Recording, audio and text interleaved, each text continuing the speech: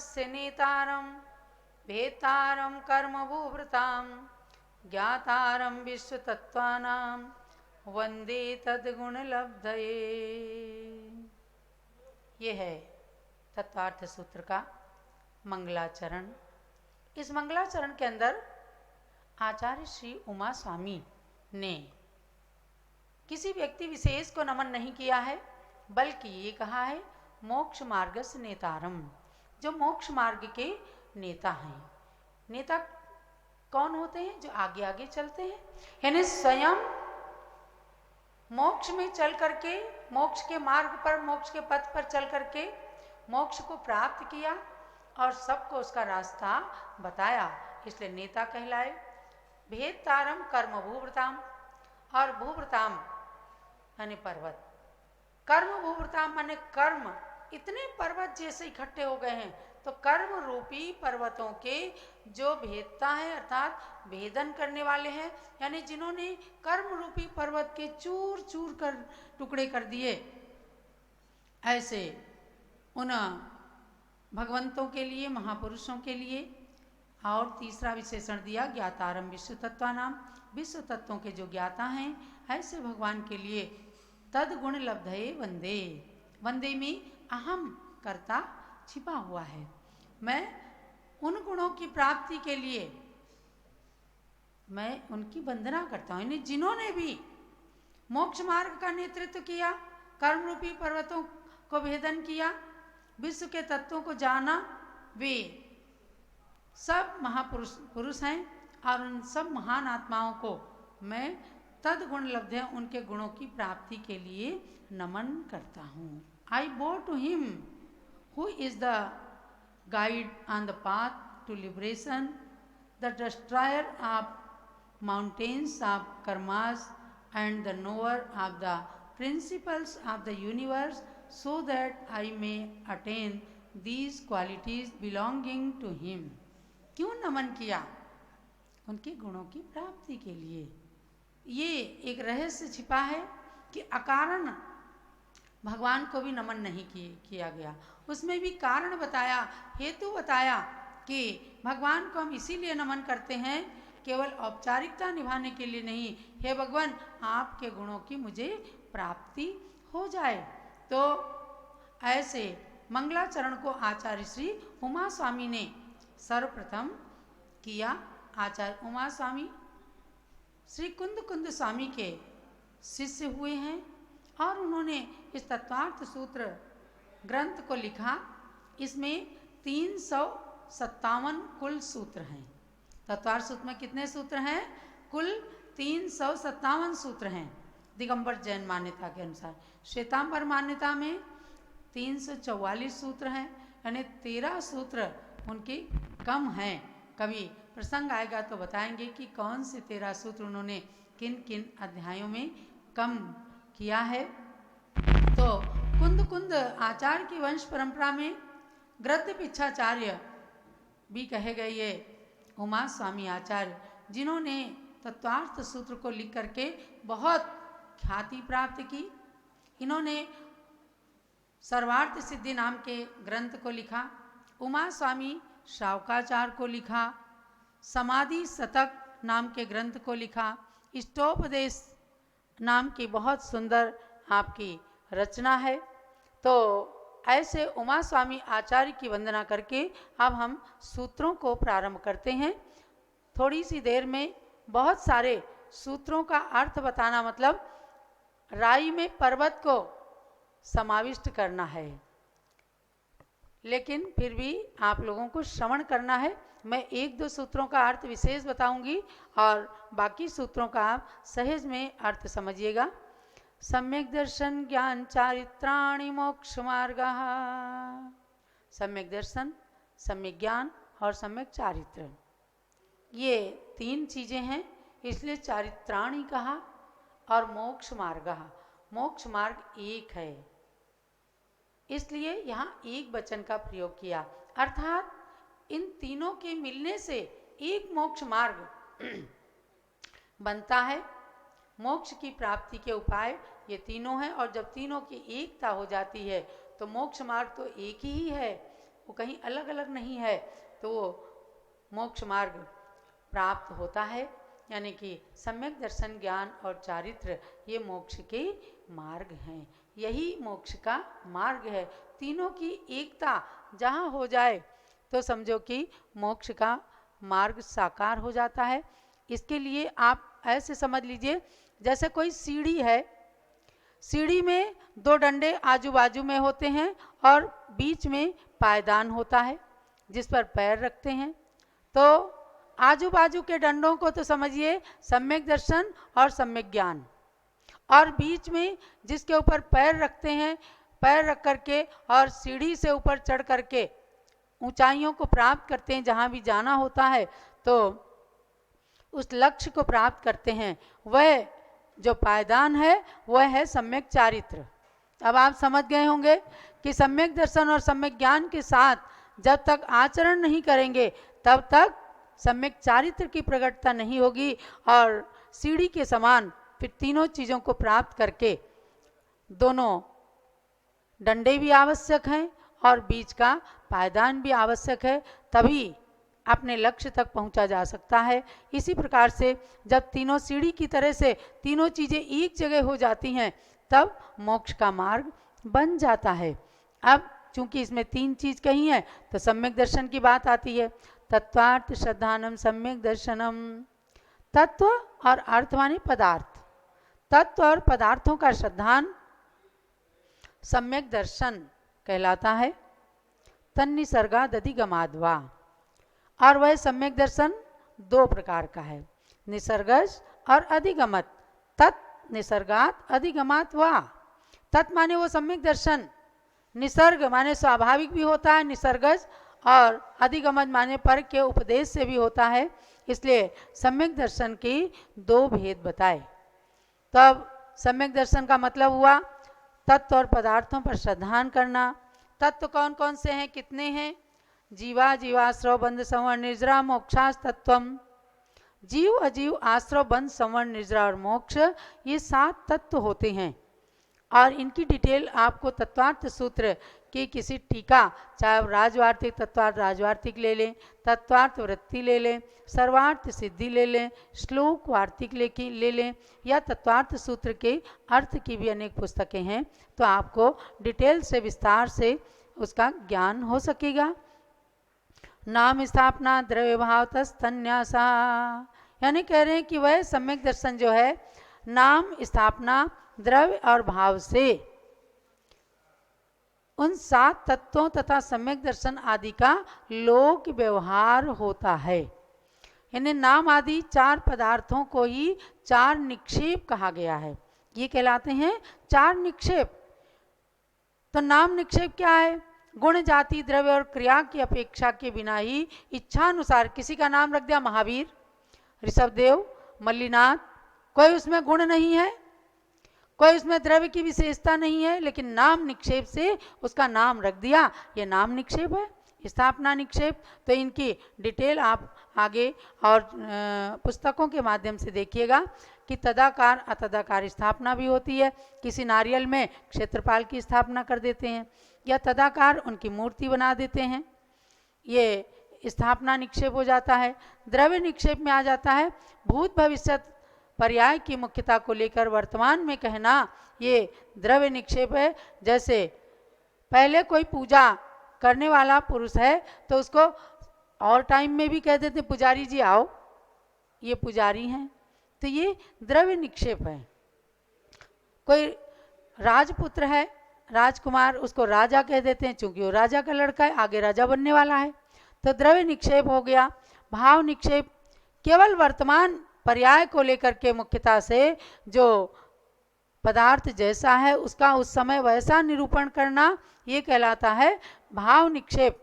जैसे काष्ठ को काष्ठ की अवस्था में कहना, काष्ठ यानी लकड़ी, उस समय कहना, आग होने पर, आग और कोयला हो जाने पर तो वो कोयला बन जाता है, और जब तक जला नहीं तब तक वो लकड़ी कहलाती है। तो ये भाव निक्षेप हुआ।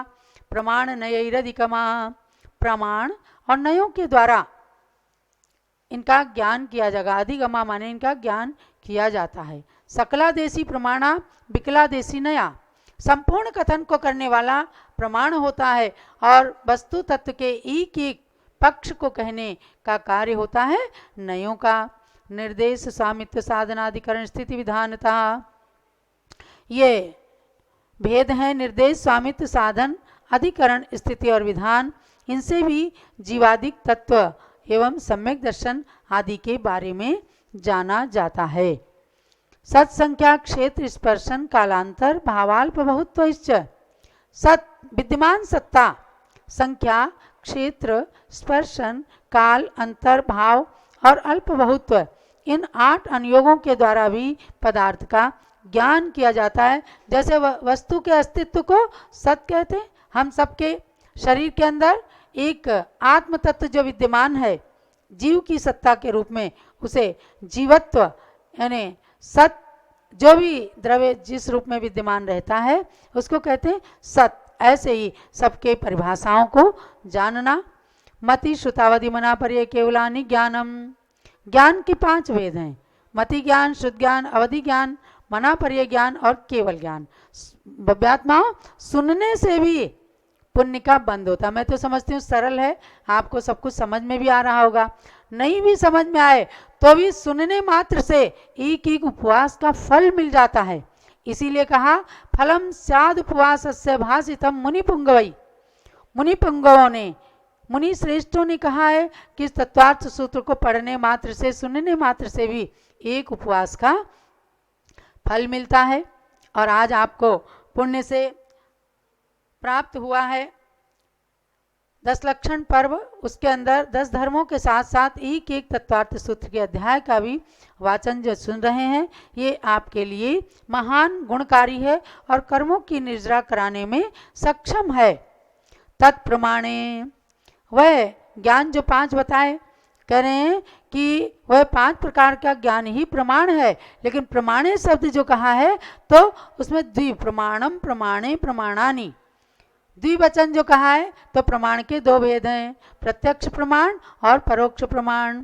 कहते हैं आद्य परोक्षम, आदि के जो 2 ज्ञान है मति ज्ञान और शुद्ध ज्ञान, ये परोक्ष ज्ञान कहलाते हैं। जिसमें इंद्रिय मन की सहायता होती है उस ज्ञान को परोक्ष ज्ञान कहते हैं। हम पुस्तक देख रहे हैं, इसमें चक्षु इंद्रिय से है, मन से जान रहे हैं, लेकिन सहायता है चूंकि, तो इसको कहा है परोक्ष ज्ञान। लेकिन परीक्षा मुख ग्रंथ है, एक न्याय का ग्रंथ, उसमें इस परोक्ष ज्ञान को साम व्यवहारिक प्रत्यक्ष भी कहा है।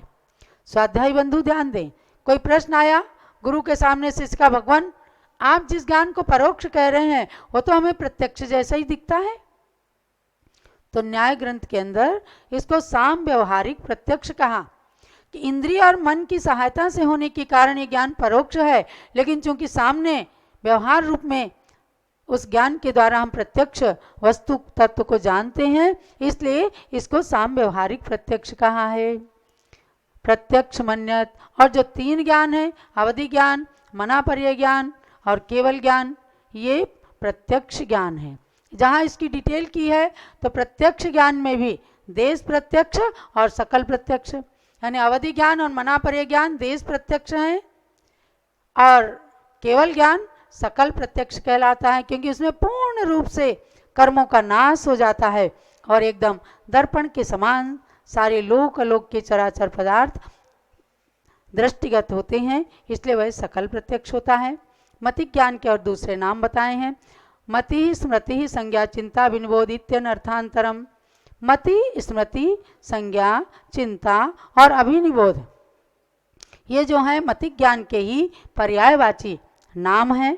तदिंद्रिया निंद्रिय निमित्तम, और वह मति ज्ञान जो है इंद्रिय और अनिंद्रिय, अनिंद्रिय माने मन, इंद्रिय और अनिंद्रिय के निमित्त से, मन के निमित्त से होता है। अवग्रह अवाय धारणा, अब मति ज्ञान के ही भेद बताते हैं, अवग्रह, ईहा, अवाय और धारणा। चूंकि मुझे थोड़ी सी देर में इस तत्वार्थ सूत्र की पहली अध्याय को पूर्ण करना है, तो अवग्रह, ईहा, अवाय और धारणा, ये 4 भेद प्रारंभ में आप मति ज्ञान के जाने, यानी कि कुछ चीज आपने देखा, एकदम हुआ कोई चीज सफेद सफेद दिखी, ये अवग्रह है। जानने की इच्छा होना, ईहा हो गया। अवाय होना निसंदेह ये चीज है, अवाय हो गया। धारणा, फिर पुनः उस वस्तु को देखने पर ज्ञान हो जाना, ये धारणा है। अपनी धारणा शक्ति मजबूत करना, कैसे? स्वाध्याय करके, सरस्वती की आराधना करके अपनी धारणा शक्ति, स्मरण शक्ति को खूब प्रबल किया जा सकता है। बहु बहुविध क्षिप्राणि श्रुतानुक्त ध्रुवाणाम क्षेत्राणाम, बहुविध क्षिप्र, अनिश्रत, अनुक्त और ध्रुव, और फिर इनसे उल्टे एक विध, अक्षिप्र, निश्रत, उक्त और अध्रुव, ऐसे करके 12 प्रकार का ज्ञान होता है। यानी अवग्रह आदि के ये विषयभूत पदार्थ होते हैं, तो उनको 12 तरह से जाना जाता है। अर्थस्य, ऊपर कहे हुए जो बहु आदि 12 भेद हैं, ये द्रव्य के अर्थ माने पदार्थ के हैं। तो अवग्रह आदि ज्ञान विशिष्ट पदार्थों के ही अवग्रह आदि ज्ञान होते हैं। व्यंजनस्यावग्रह, प्रगट रूप शब्द आदि पदार्थों का अवग्रह जो होता है, यानी यह अधिक 3 चीज नहीं हुए, केवल एक हुआ, कुछ है, तो ये व्यंजनावग्रह कहलाता है। अवग्रह के 2 भेद कहे गए हैं, व्यंजनावग्रह और अर्थावग्रह। न चक्षुर अनिंद्रियाभ्याम, चक्षु यानी आँखें और अनिंद्रिय यानी मन से, नेत्र से और मन से व्यंजनावग्रह नहीं होता है। श्रुतम मतिपूर्वम ध्वनेक 12 भेदम, आप इसमें जब विशेष जानेंगे तो मति ज्ञान के 336 भेद हो जाते हैं। ये सब आपको डिटेल में जाना पड़ेगा, अभी मैं यहाँ संक्षेप में ही आपको ले चलती हूँ। श्रुतम मतिपूर्वम ध्वनेक 12 भेदम, मति ज्ञान के बाद श्रुत ज्ञान का नंबर आता है, वह श्रुत ज्ञान मति ज्ञान पूर्वक होता है। उसके 2 अनेक और 12 भेद भी होते हैं। वह श्रुत ज्ञान 2 अनेक तथा 12 भेद वाला है। तो 2 भेद उसके हैं, अंग बाह्य और अंग प्रविष्ट। उनमें से अंग बाह्य के अनेक भेद हैं और अंग प्रविष्ट के 14 भेद कहलाते हैं, जो आप सरस्वती की पूजा में पढ़ते हैं, पहलो आचारांग वखानो आदि। तो द्वादशांग रूप श्रुत होता है, यह आपको जानना है। अब हम आगे चलते हैं। भव प्रत्यय वधिर देव नारकाणाम, इसमें हाँ अवधि ज्ञान की बात आती है कि देव और नारकियों के भव प्रत्यय नाम का अवधि ज्ञान होता है। यानी अवधि ज्ञान की जिस ज्ञान की सीमा होती है, आत्मा से प्रकट होता है, लेकिन सीमित ज्ञान जो होता है उसको कहते हैं अवधि ज्ञान। तो देव और नारकी जन्म से ही इस अवधि ज्ञान को धारण करते हैं, इसलिए उनके ज्ञान को कहा भव प्रत्यय। और दूसरा होता है गुण प्रत्यय, यानी जो तपस्या से प्रकट होता है, वह अवधि ज्ञानावरण कर्म के क्षयोपशम से होता है, उसे गुण प्रत्यय अथवा क्षयोपशम निमित्तक अवधि ज्ञान कहते हैं। क्षयोपशम निमित्तः षड्विकल्पः शेषाणाम, क्षयोपशम निमित्तक अवधि ज्ञान जो है वह 6 प्रकार का होता है। अनुगामी, अननुगामी, वर्धमान, हीयमान, अवस्थित, अनवस्थित। बहुत इंटरेस्टिंग सब्जेक्ट है। ऐसा ज्ञान जो एक बार हो जाए, कर्म का क्षयोपशम बढ़ता चला जाए तो वर्धमान रूप से बढ़ता चला जाता है। कर्म का ऐसा मिथ्यात्व का उदय आ जाए, घटता चला जाए, हीयमान हो जाता है। कोई ज्ञान ऐसा होता अवस्थित रहता है, निश्चित रहता है, और कोई अनवस्थित, कभी घट जाता है, कभी बढ़ जाता है, कोई आगे तक जाता है, कोई आगे तक नहीं जाता है। तो ये सब इन भेदों के लक्षण आते हैं। ऋजु विपुलमति मनापर्ययः, मनापर्यय ज्ञान के 2 भेद हैं, ऋजुमति और विपुलमति। तो ये मनापर्यय ज्ञान जो है ये महामुनियों को ही होता है। किसी व्यक्ति के मन में जो सरल चीजें हैं उनको जान लेना ऋजुमति मनापर्यय ज्ञान का काम है। और कुटिल से कुटिल कोई व्यक्ति बहुत सूक्ष्म बातों को सोच रहा है, लेकिन सामने जब विपुलवती मनापर्यय ज्ञानी बैठा है तो उसके मन के अंदर एकदम सूक्ष्म बात को भी, कुटिल बात को भी जान लेगा। विशुद्ध प्रतिपाताभ्याम तद विशेषः, ये कहा कि परिणामों की शुद्धता और अप्रतिपात माने केवल ज्ञान होने के पहले नहीं छूटना, इन दो बातों से ऋजुमति और विपुलमति में विशेषता होती है। यानी ऋजुमति ज्ञान तो होकर के छूट भी सकता है, लेकिन विपुलमति ज्ञान मना परे ज्ञान उन्हीं को होगा जिनको केवल ज्ञान उत्पन्न होने वाला है। विशुद्धि क्षेत्र स्वामी विषयेभ्यो वधि मना पर्ययो, अवधि ज्ञान और मना पर्य ज्ञान में विशेषता बताई है कि विशुद्धि में क्षेत्र में स्वामी की अपेक्षा और विषय की अपेक्षा विशेषता होती है। अवधि ज्ञान से मना पर्य ज्ञान में विशुद्धि ज़्यादा होती है, और ये सब चीज़ें ज़्यादा होती हैं विशुद्धि आदि की। ये न्यूनाधिकता से अवधि और मना पर्य ज्ञान में भेद हो जाता है। मति श्रुति और निबंधो द्रव्येषु सर्व पर्यायेषु, मति ज्ञान और शुद्ध ज्ञान का विषय संबंध जो है सब पर्यायों से रहित जीव पुद्गल आदि सब द्रव्यों में होता है। देखो क्या है, हम सबको आज हैं मति और श्रुति ज्ञान, केवल दो ही ज्ञान हैं।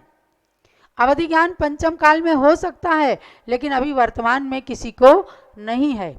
जब पंचम काल का अंत आएगा तो वीरांगज नाम के मुनिराज को अवधि ज्ञान होगा, यानी जब उनसे हाथ से टैक्स मांगा जाएगा हाथ के ग्रास को, तब मुनिराज को अवधि ज्ञान हो जाएगा कि अब धर्म का अंत आने वाला है, और वे अंतराय समझ करके जा करके समाधि संलेखना धारण कर लेंगे। तो इस तरह से अवधि ज्ञान से धर्म का अंत वे जानेंगे। धर्म, अग्नि और राजा, इन तीनों का विनाश एक साथ हो जाता है। आज अभी तीनों चीज़ें हैं, धर्म भी है, अग्नि भी है, राजा भी हैं, इसलिए आपको चिंता करने की आवश्यकता नहीं है। बस चिंता ये करना है कि हमें जो मति और श्रुति दो ज्ञान मिले हैं, ये गुरुओं की भक्ति, भगवान की भक्ति, श्रुति की भक्ति करके निरंतर ये ज्ञान बढ़ते जाएं, और एक दिन इन ज्ञानों से हमें केवल ज्ञान तक की अवस्था प्राप्त हो सके। मति श्रुति और निबंधो द्रव्येषु सर्व पर्यायेषु, मति ज्ञान और शुद्ध ज्ञान का विषय संबंध सब पर्यायों से रहित जीव पुद्गल आदि सब द्रव्यों में स्थित है। यानी इंद्रिय और मन की सहायता से उत्पन्न हुआ जो मति और शुद्ध ज्ञान है, और रूपी और अरूपी सभी द्रव्यों को जानते हैं, लेकिन उनकी सब पर्यायों को नहीं जान सकते। सब पर्यायों को जानने का काम है केवल ज्ञान का। वो एक ही ज्ञान सब ज्ञानों पे भारी रहता है, अर्थात एक केवल ज्ञान हो गया, फिर किसी ज्ञान की आवश्यकता नहीं। जब तक वो नहीं होता है तभी तक इनकी संख्या, इनके विषय को हमें अपने अंदर प्रादुर्भूत करना है। रूपी स्ववधे, अवधि ज्ञान का विषय क्या है? रूपी द्रव्यों में अवधि ज्ञान केवल रूपी, यानी अंदर में जो अरूपी आत्मा है, अमूर्तिक आत्मा है, उसको अवधि ज्ञान नहीं जानेगा।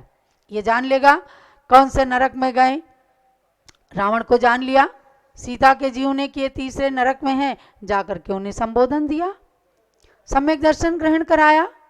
ये सीता की अपनी विशेषता थी, और उन्होंने रावण के साथ कोई शत्रु भाव नहीं रखा, बल्कि जो महापुरुष होते हैं वे दोषों में भी गुण निकाल लेते हैं। आपको बहुत महत्वपूर्ण जैन शासन की बात को ध्यान में रखना है।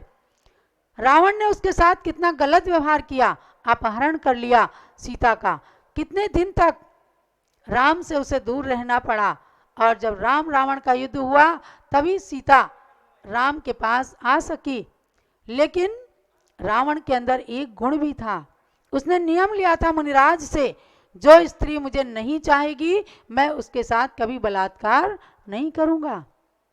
सीता ने उसके इसी गुण को ग्रहण किया कि ये अर्धचक्री था, महाबलशाली था, मेरे चरित्र को अस्त व्यस्त कर सकता था, लेकिन नहीं, उसके गुण को लेकर के सीता ने जाकर प्रतीन्द्र की अवस्था में भी उसके उपकार का बदला चुकाने के लिए जाके नरक के अंदर भी रावण को संबोधित किया। तो महानुभाव, हमें भी दोषों में गुण देखना है, क्योंकि हम सम्यक दृष्टि हैं, हम जैन शासन के अनुयायी हैं, हम महावीर की संतान हैं, इसलिए हमें दोषों में गुण देखना है।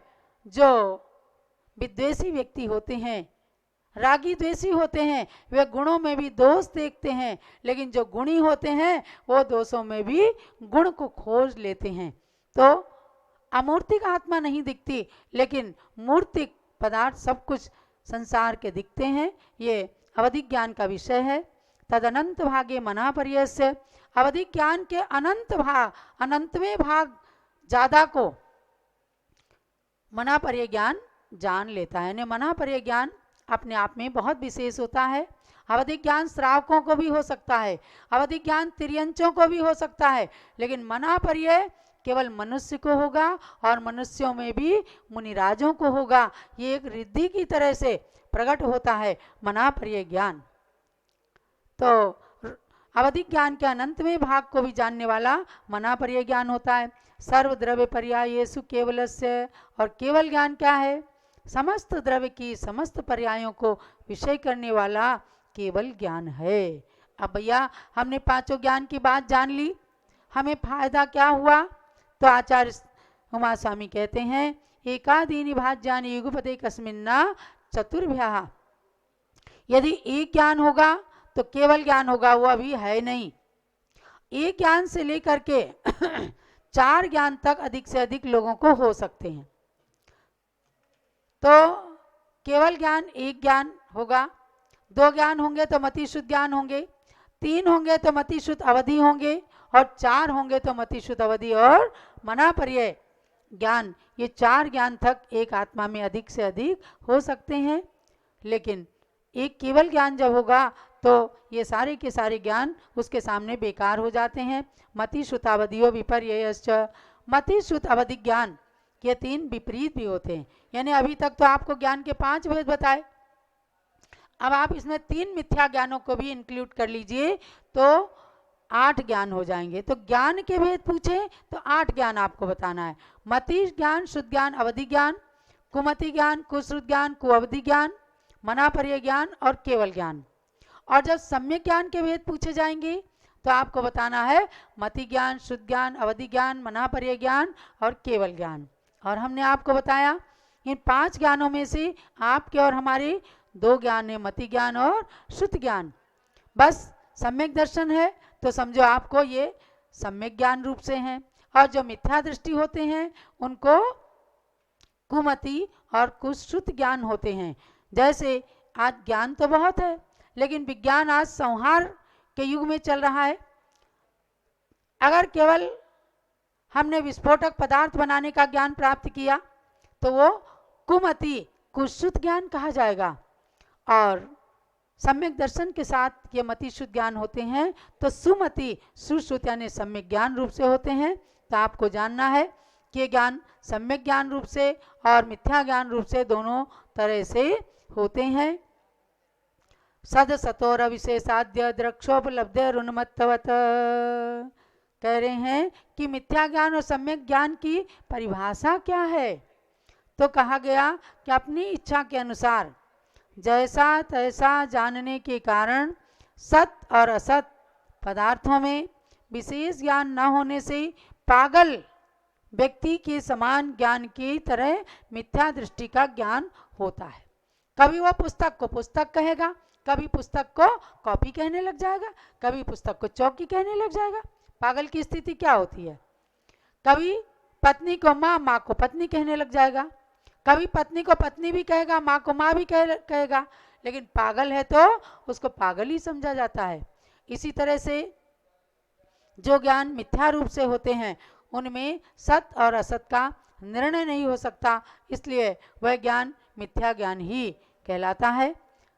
इस अध्याय का अंतिम सूत्र है नैगम संग्रह व्यवहार अर्जु सूत्र शब्द समरूढ़ एवं भूतानया। नैगम नय, संग्रह नय, व्यवहार नय, ऋजु सूत्र नय, शब्द नय, समविरूढ़ नय और एवं भूत नय, ये 7 प्रकार के नय होते हैं। वस्तु तत्व के कथन करने की शैली का नाम है नय। इन नयों को आलाप पद्धति आदि ग्रंथों से सीखा जाता है, पढ़ा जाता है। आपको मुख्य रूप से जानना है कि व्यवहार नय और निश्चय नय के नाम से भी नयों का कथन होता है। जब आप समय सार पढ़ेंगे, जब आप द्रव्य संग्रह पढ़ेंगे तो उसमें व्यवहार और निश्चय ये नए आते हैं। तो ये सब कथन करने की शैली है। इस तरह से मैंने आपको तत्वार्थ सूत्र की पहली अध्याय का अर्थ बताया है। इसका सार आपको समझना है कि रत्नत्रय मोक्ष का मार्ग है। उस रत्नत्रय में से हमें एक देश रत्नत्रय को जरूर धारण करना चाहिए। सब श्रावकों को यानी अणुव्रत धारण करेंगे, एक देश रत्नत्रय हो जाएगा। कुछ भी नहीं कर सके तो अपने श्रद्धान को सम्यक रूप बनाएं तो आपका सम्यक दर्शन कम से कम हो जाएगा। सम्यक दर्शन होने के बाद थोड़ा सा भी ज्ञान है जो सम्यक ज्ञान हो जाएगा, और थोड़ा सा भी आचरण है तो सम्यक चारित्र हो जाएगा। इस तरह हम मोक्ष पथ के पथिक बन सकते हैं। तो अंत में मैं यही कहना चाहूँगी, हे भगवान, स्वर्ग नहीं मुझे नरक सा संसार दे दो, ज्वालामुखी से दुखों का संसार दे दो, नहीं चाहे जीवन में मुझे किसी भी वस्तु की, बस मात्र सम्यक दर्शन का मुझे उपहार दे दो, बस मात्र सम्यक दर्शन का मुझे उपहार दे दो। तो आज सभी स्वाध्यायी जिज्ञासु भाई बहनों के लिए मेरा यही कहना है कि 10 लक्षण धर्म के प्रथम धर्म क्षमा धर्म से तत्वार्थ सूत्र की पहली अध्याय की समानता, उसकी सिमेट्री बिठाते हुए क्षमा धर्म को भी धारण करें और सम्यक दर्शन को दृढ़ रखें। मोक्ष मार्ग पर चलें। सिद्धि के लिए सच्चा पंथ चाहिए, ज्ञान के लिए सच्चा ग्रंथ चाहिए। भटके हैं संसार में अनादि से हम, अब तिरने के लिए सच्चा संत चाहिए। सच्चे संत के रूप में 19वीं 20वीं शताब्दी के प्रथमाचार्य शांति सागर महाराज हुए, और उनकी पथानुगामिनी आज एकमात्र उनके 4 बार दर्शन करने वाली गणी ज्ञानमती माता जी हमारे बीच में विद्यमान हैं। वे उनको सच्चा संत मान करके हम जिनवाणी के शब्दों को श्रवण करें। आप पूज्य गणी ज्ञानमती माता जी आप सब लोगों को आगे की बात बताएंगी। इति तत्वार्थादिगमे मोक्ष शास्त्रे प्रथमो अध्याय समाप्तः।